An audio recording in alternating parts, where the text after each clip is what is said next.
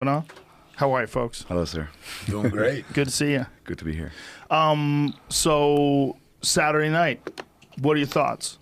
Now that we're sitting here, it's Monday morning. The Khabib Mcgregor fight went down Saturday night.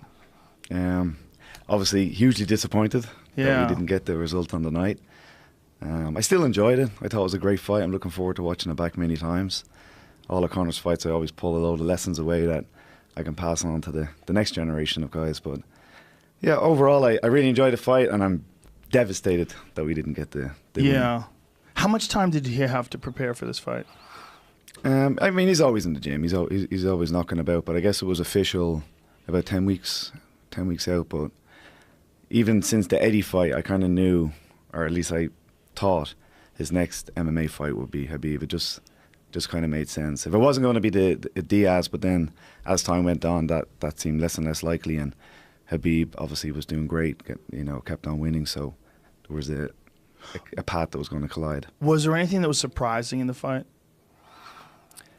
The right hand in the second round was a cracker. It was beautiful, overhand right. I mean, it's a staple of wrestlers, overhand right and close, but he doesn't generally do that. He's more jab and then close, but that was a great shot. The style of takedowns, everything was kind of what we expected, and we'd spent a lot of time in preparing for that. I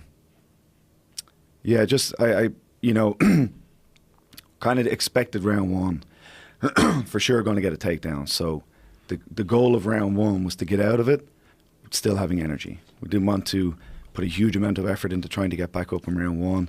We'd seen that happen many times in his other opponents, and they kind of go back to the stool, really tired. So round one, make them pay, do our best on the way in, fight as hard as we can. But if we do end up down, which it was against the fence, figured it would be there, tried to stay seated up.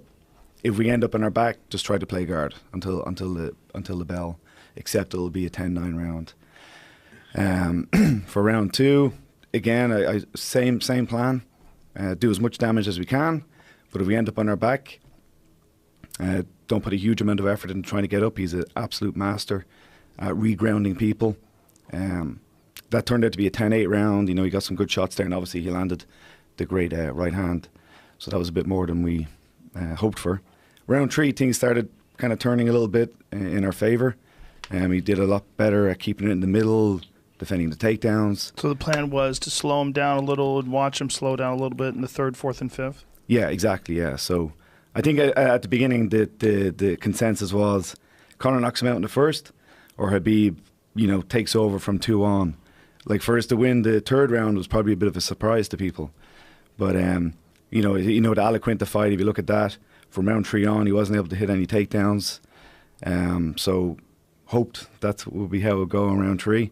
We could defend the takedowns a lot easier and start landing air shots. And that did happen for round 3.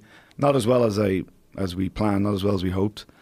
And then round 4, we hit another great takedown. Made a mistake giving up the overhook, exposed our back, and that was all she wrote. Yeah, he has such a unique ability to tie both legs up with his legs. Yeah, in round one, I thought Conor did well. We had practiced for that to keep our legs bent. You see guys, they straighten their legs, and Conor did do that a couple of times, but he was able to continuously get a leg free. So not until the last 30 seconds or so of round one, he didn't really tie them up and get him flat on his back.